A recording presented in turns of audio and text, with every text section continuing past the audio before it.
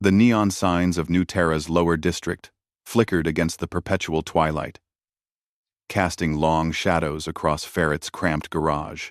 He wiped his oil-stained hands on a rag that had seen better decades, surveying the ancient fusion welder that had finally given up the ghost. Another expense he couldn't afford. The roar of an engine, something powerful, something expensive, cut through the ambient hum of the city. Ferret looked up as a sleek hoverbike, its chrome plating catching the light like liquid mercury, glided to a halt outside his garage. The rider dismounted with fluid grace, removing her helmet to reveal features that marked her as Valkyrie. Luminescent skin that shifted between azure and violet, eyes like pools of starlight, and the distinctive cranial ridges that her species wore like crowns. "You fix bikes?" Her voice carried the melodic accent of the Valkyrie homeworld. But there was something else there. Uncertainty. Maybe even nervousness. Ferret nodded, trying not to stare. Aliens weren't uncommon in the lower districts, but Valkyrie rarely ventured this far from the glittering spires of the upper city. "If I've got the parts. That's a XR7000 series, right? Top of the line. It's making a strange sound." She wheeled the bike closer, and Ferret couldn't help but notice the way her travel-worn jacket contradicted the obviously expensive machine beneath her. The dealerships. They ask too many questions. He understood immediately. In the lower districts, you learned not to pry. "Let me take a look." As he examined the bike, Ferret felt the familiar comfort of working with his hands. The XR7000 was a masterpiece of engineering, probably worth more than everything he owned combined. But machines were machines, regardless of price tags. Within minutes, he'd identified the problem. A misaligned gravitational stabilizer, probably from hitting one of New Terra's notorious potholes. "I can fix it," he said. "But the parts alone will cost about 2,000 credits. The Valkyrie woman she'd introduced herself as Maya winced. I don't have that much with me." Ferret studied her face. There was something genuine in her distress, something that reminded him of his own struggles. "Tell you what," he heard himself say. "Pay me what you can now. The rest, we'll figure it out." Maya's eyes widened. "You would do that? For a stranger? An alien stranger? Credits are credits." Ferret shrugged, though they both knew it was more than that. "Besides, can't have you stranded in this part of town after dark. The local gangs don't care much for anyone, really." Over the next 3 hours, as Ferret worked on the bike, Maya lingered in the garage. She asked questions about Earth, about human customs, about his life. Most aliens treated humans with casual dismissal, the species that had barely achieved interstellar travel before the Galactic Coalition found them. But Maya listened with genuine interest. "Why do you do this?" she asked, gesturing at the cramped garage. "Humans are supposed to be brilliant engineers. You could work for any of the big corporations in the upper city." Ferret laughed bitterly. "You've been reading the propaganda." "Sure. Some humans made it big after first contact. But most of us? We're just trying to survive.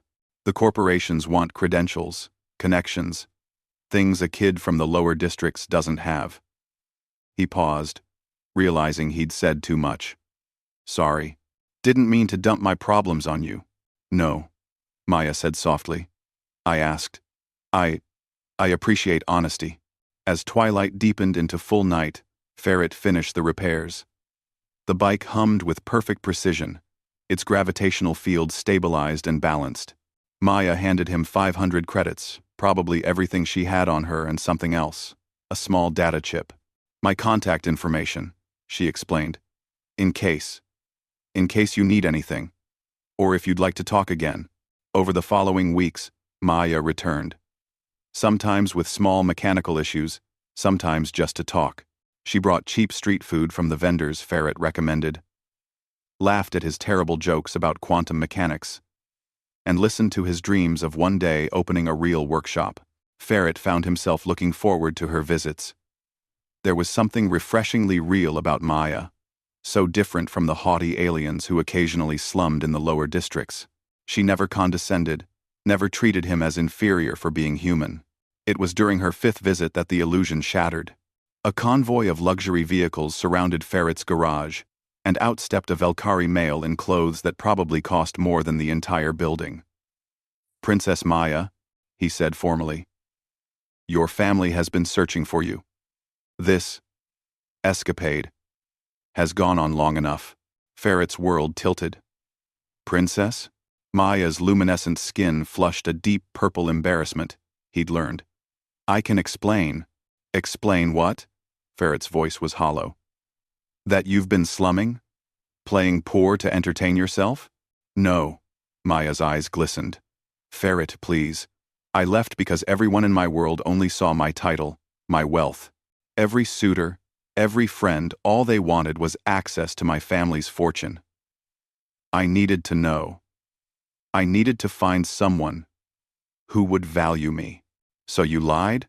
"I omitted." She stepped closer, and her guards tensed. She waved them back. "Everything else was real. Every conversation, every moment we shared. You treated me like a person, not a prize. You helped me when you thought I was nobody. Don't you understand how rare that is?" Ferret wanted to be angry, but looking into those starlight eyes, he saw only vulnerability. "Your Highness." "Maya," she interrupted firmly. "Just Maya. That's who I am when I'm with you." The suited Velkari cleared his throat. "Princess, your presence is required at the Galactic Commerce Summit. Your family's business can wait," Maya said, her voice carrying sudden authority. She turned back to Ferret. "I have to go. But I'm coming back. If you'll still want to see me?" Ferret looked at this alien princess standing in his garage, at the fleet of luxury vehicles waiting outside, at the impossible gulf between their worlds. Then he looked at Maya's face, at the hope and fear warring in her expression, and he remembered every genuine laugh they'd shared, every honest conversation. "Yeah," he said softly. "I'd like that. Just." Maya's smile could have lit the entire lower district. "No more secrets. Though I should warn you, my family's going to want to meet you. They can be intense. I fix alien technology for a living." Ferret grinned. "How hard can your family be?" As Maya's convoy departed, Ferret stood in his garage, covered in grease and grinning like an idiot. Maybe humans weren't the strongest species, or the oldest, or the most advanced. But when it came to seeing people for who they really were, regardless of species or status, humanity had that market cornered. And